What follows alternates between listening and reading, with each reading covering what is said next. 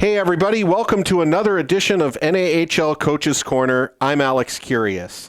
Today we sit down with the head coach of the Kansas City Scouts, Simon Watson. Simon, thank you for joining us today. Thanks for having me, Alex. Appreciate it. Absolutely. Well, obviously a really exciting time for you guys. Just a couple of days ago, the announcement of the logo of the Kansas City Scouts as well as your jerseys.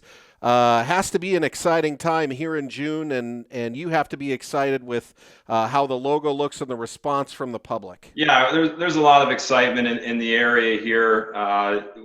We've seen a tremendous response with the jerseys as well. The combination of the logo and the jerseys, it couldn't have turned out better, in my opinion. Very biased, of course, but and I want to say a quick thank you to K1 Sports for their due diligence on getting us these lovely jerseys in time to release them on Monday. So we're thrilled with the way that they look in combination with our bold new logo that looks crispy, as the boys say. So we're excited, and have received a lot of text messages from our guys. They're just chomping at the bit to wear these threads in the fall. And this is coming off a season last year where you had to feel some optimism because you guys were going to be a part of the playoffs before the pandemic hit. You were playing really well. Obviously, since that time, we've seen a number of NCAA commitments for your squad. So this really just has to be building on the momentum that you built last year as a playoff team, getting kids committed, and you have to feel good about where your organization is at right now.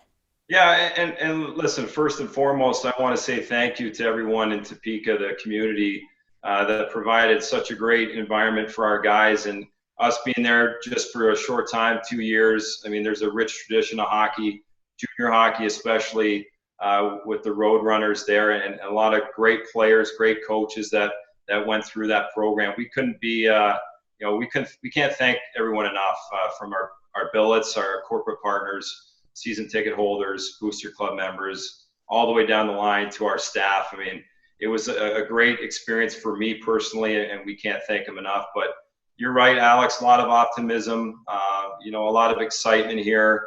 And to build off that momentum, I mean, listen, we're here to move players on to the NCAA, and I think we've done a pretty good job at that. I'm going into my third year here and learning every single day, and I learn a lot from our players. I learn a lot from my assistant coach, Justin DiMartino, and our staff. I mean, we got a great staff, and of course, kudos to Lamar Hunt Jr. for making this all a possibility for all of us to take part in this great league.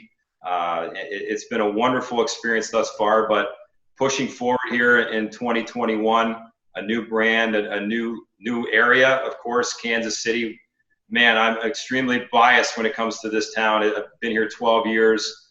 The barbecue's top end, the food's great, the people are wonderful, and it's going to be a great environment for our players to be able to entrench themselves in the community, not only on the ice, but off the ice with our youth hockey organization that's bold. It's got 1,200 families plus and growing by the minute. A lot of great things are happening here in Kansas City, and our players that are looking at, or any player that's looking at Kansas City as a destination to play junior hockey, I mean, they're going to be, chomping to get going, and we're excited to be a part of it for sure. Wanted to ask you about your NCAA commitments. We've seen an uptick in NCAA commitments probably in the last couple of months, and a lot of those have been players that played for you last season. I wanted to know, especially since the season was canceled in mid-March, what type of work is going on behind the scenes with you, your assistant coaches, to try and make sure that any player that is aging out or any player in general is getting noticed by these NCAA schools? Well, I mean, a unique situation for us. We had 15 age outs, a lot of 99s by design to compete in the South. I mean, we had a great group of guys all the way across the board, and it didn't stop when we said goodbye that day and parted ways, which was emotional and devastating at the same time. I just told our guys, listen, you're gonna have another day of hockey. You're gonna play again. Keep your head up. put your family and your health first. But the commitments, it's just a testament to the hard work of the players. I mean, they put the hard work in their whole lives. Their families have invested in their careers, so to speak. So for us as a coaching staff, myself and Justin, we're just advocates. I mean, we're managing their dreams. The players are the ones that own them. We're just fortunate enough to be a part of it. Contact coaches, stay in touch with them. We make sure that we're staying in close touch with them. And I think, our players, like I said, they've done all the work. They put their best foot forward. And the message to the group when we were saying goodbye was, hey, you can't change it. No regrets. You guys have learned and loved and played your best hockey. And it was tough to see the way that things ended without closure. But my message was that's life in hockey. I mean, we things can be taken away at any point. And for us, being such a veteran group, they handled it well, and they helped the younger guys that do have a chance to play more junior hockey understand the perspective side of things. And we're excited to keep building those commitments and building those relationships with the college coaches here in the near future. So as you build for the 2021 season, obviously the supplemental draft back on May 12th was a part of that. You've got some tryout camps coming up, which are an important part of the process, leading into the entry draft on July 21st. And I'm wondering, from your perspective, how important are those tryout camps? How did you feel about the supplemental draft?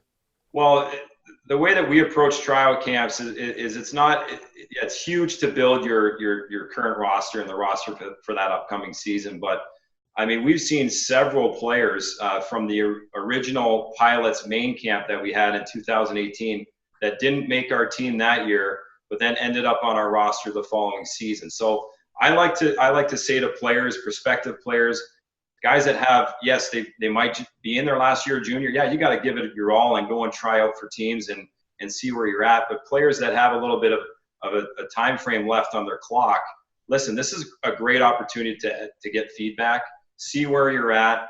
Let an organization give you the tools and help you understand where your deficiencies are. And in a lot of these players' cases, we gave them the information and said, hey, you're not quite there yet. Work on X, Y, Z and see where you're at. And a lot of these players put the work in and then ended up making our roster, our training camp roster, and ultimately playing on our team the following year. So for us, that I see that as a big advantage to these camps is, yes, it fulfills the here and now, but it's also a great way for players to get feedback and continue on their path if they're not quite there yet. I mean, not everybody's ready to play junior hockey and make that commitment, with time and energy, and especially academics thrown into it. So, I think the trial process is vital. It is. It shapes your roster.